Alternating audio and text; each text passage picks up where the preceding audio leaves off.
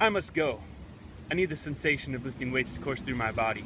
I need to stimulate my numerous sensory receptors with graded potential so that nerve impulses can flow through my ascending pathways to my cerebral cortex so I can perceive a pump. My survival depends upon it. This life I'm living now bores me. I too quickly adapt to the stimuli around me. Get to the chopper! About to blow up something, here goes nothing. Watch me hit the cray button. And my proprioceptors tell me we're just standing here, so let's get to making gains. Oh yeah, this stretch is really getting Nikki's mechanoreceptors going crazy. Her muscle spindles don't want her to stretch this far. Ooh, that must hurt. Ah, there we go. GTOs are kicking in. She loves her some reciprocal inhibition. That's great, Nikki. Try this face warm-up.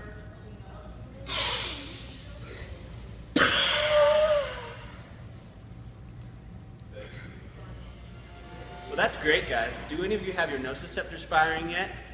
No? Haven't you heard? No pain, no gain. I don't want to hear another peep until you're moving some weight. Oh yeah, here he goes. I see a pump coming on. His baroreceptors are working so hard to keep his blood pressure constant, but they can't keep up with him. Thermoreceptors are kicking in all over. Muscles are dilating and relaxing, filling with blood to release heat at the surface of his skin. Thermoreceptors in his hypothalamus are sensing the heat and cause him to sweat. Oh, and yes, here come the biggest gains. Nociceptors are sensing the extreme pressure and temperature in his biceps, as well as ATP, potassium, and bradykinin. I'm on substance P, baby! Bro, Kyle, what is that? What's what? That thing on your arm. I don't think that's normal. Whoa, yeah, Kyle. I think that might be a tumor. What? No, it's not a tumor. I don't know, Kyle. I think you might need a little more tumor necrosis factor in your life. I've been working very hard to keep these babies growing. And that's called cancer, Kyle. It's not a tumor! Okay, so we love talking about all this receptor stuff. But how does it really work? Well, you gotta have transduction, which results from a large enough stimuli to change the receptor potential and reach a generator potential.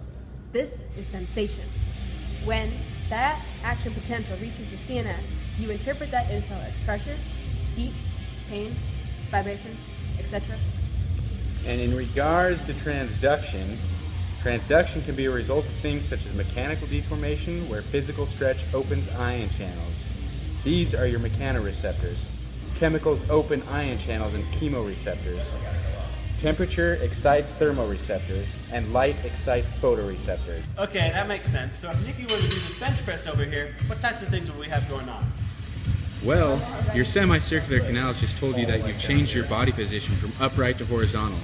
In regards to mechanoreceptor action, you've got your Meissner's corpuscles working as you feel the knurl of the bar and find your hand placement. Now, your Pacinian corpuscles are sensing the deep pressure of the bar in your hands as well as the pressure of your body against the bench under the weight. However, these are all phasic receptors and only respond during change, so you quickly become unaware of these stimuli with regards to that. We have the tonic receptors that will continue to give info. These are very important for proper lifting technique. Muscle spindles within Nikki's muscle fibers sense the stretch occurring as she brings the bar down. This quick elongation of the muscle fiber stimulates a stretch reflex, which stimulates both intrafusal fibers within the spindle and extrafusal fibers to contract. This happens so quickly because type 1A and 2 sensory neurons from the spindle communicate directly with alpha motor neurons in the spinal cord, which cause direct and immediate contraction of the entire muscle. Normally this is part of a feedback device that is responsible for maintaining muscle tone, but with resistance it creates a large muscular response. In short, the muscle spindle makes the muscle act like a rubber band and helps Nikki push more weight. Golgi tendon organ will kick in if she were to attempt too much weight. This tonic receptor located in the muscle tendon causes inhibition if tension is too great. Gains are made when you can override this. Easy rep, easy weight. Come on.